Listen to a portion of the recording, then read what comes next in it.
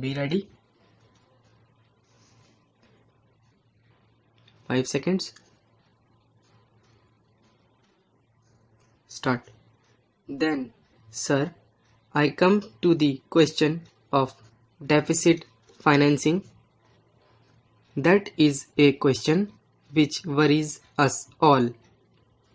There have been indications that there is an upward trend in prices. We are concerned about it, and we are quite aware of the dangers inherent in deficit financing if it is not kept under proper control. We have to see that we safeguard ourselves against all those consequences of which we are fully aware. In the interests of the poorer sections of the people, we have to be vigilant about all these things. Sir, no rigid figure can be given in advance with regard to exactly what is going to be the extent of deficit financing. Even the figure which is there in the plan flows from certain assumptions.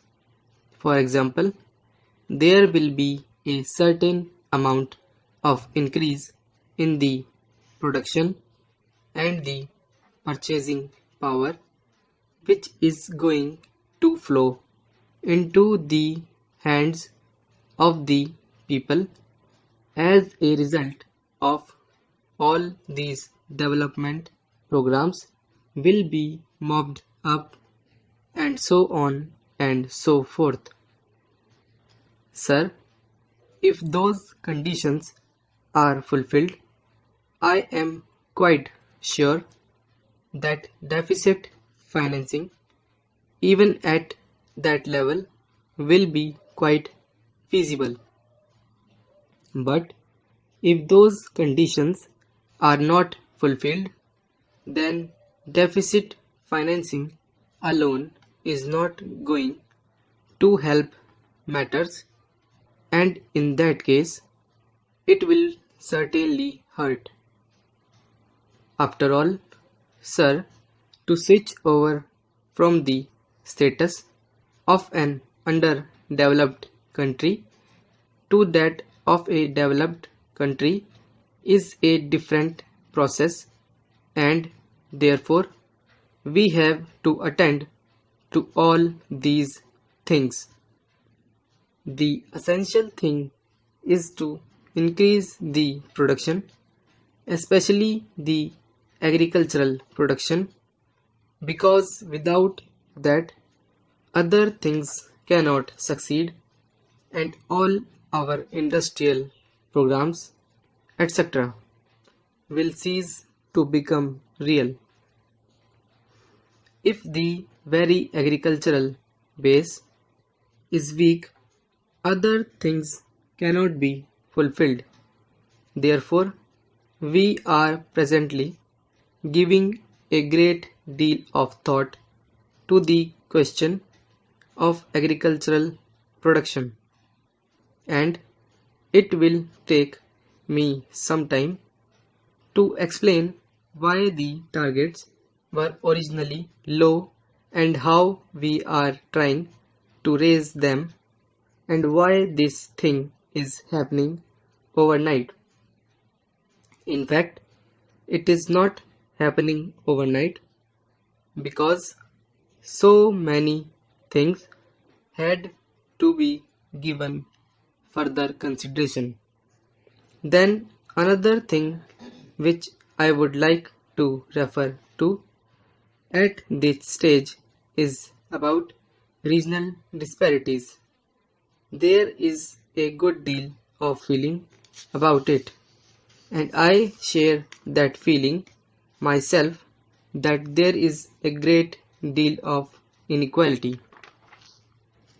I am quite sure that the actual results in terms of agricultural production are going to be somewhat higher than what we have thought so far.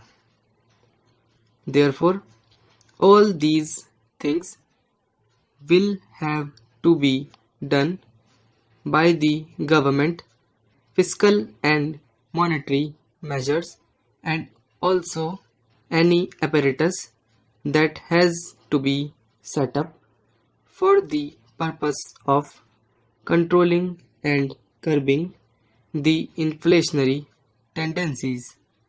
While that will have to be done, there is a duty on the people also. Development at this rate means necessarily that more money is going to be put in the hands of the people, but all that money should not be spent. If that money is completely spent, there cannot be any saving, and if there is no saving, there cannot be further investment, and if there is no further investment, there cannot be further development, and without further development, there won't be any additional income to be distributed. Therefore, restraints have to be there. These will have to be either voluntary or democracy will have to impose restraints on itself in a different way.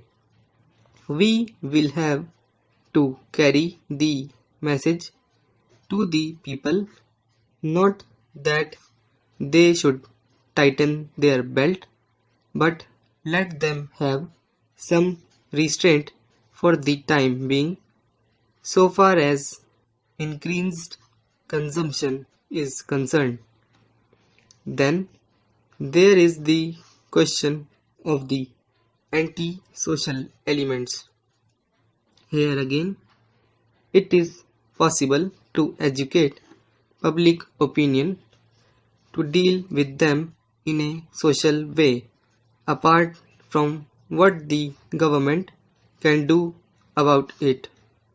Government may not be able to do very much, but people can do that. It is on these lines that we have to face these problems of the economic development of the country. Suggestions were made about resources, ways in which we can increase our resources. All these things are before us. The various ways to increase, enhance our resources in a manner that other harmful consequences do not follow as a result of the pattern that we want to develop, that people do not suffer. That is, it should be just a pattern, an equitable pattern. There are various suggestions, but I do not want to go into them.